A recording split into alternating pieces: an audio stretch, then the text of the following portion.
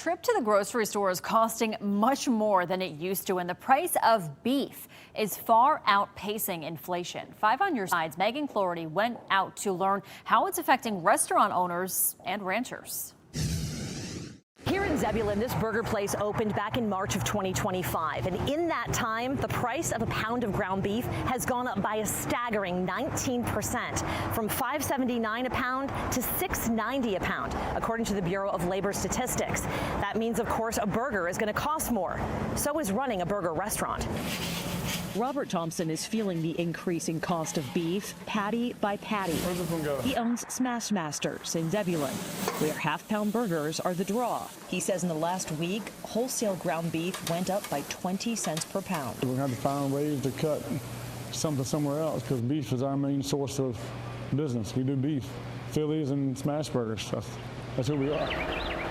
On the flip side, fourth-generation rancher Natalie Wester Farmer says the increased cost only recently reached the farm. She's now getting $2 more per pound for cattle. We did not see it until recently, though. Everything else was going up. Feed prices were going up. Fuel was going up.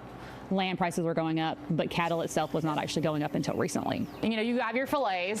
Farmer sells cuts at their feed store in Franklin County, which she says is priced with the consumer in mind. We wanted to stay in line. We wanted to make it where we're not outrageously priced. Like, if you want to go to, you know, Wegmans or whatever, we're going to be in line with them. The difference is, it was born and raised here. The farmers have more than 450 mama cows, which they've been able to keep in the herd, and other ranchers have not been as lucky, especially given these dry, drought-like conditions. But it was the prolonged dry weather across the country last year that started beef prices soaring, as ranchers struggled to feed their herds. Lower supply led to higher demand and higher prices, which economists expect will last through next summer. So it's been almost like a perfect storm of events where over the last year and a half we've had tariffs impacting prices, tariffs on steel, aluminum, fertilizer that impacted farmers, both cattle farmers and feed farmers. The other issue is that the weather hasn't gotten any better. Droughts have been impacting all those things. Drought compounds it all.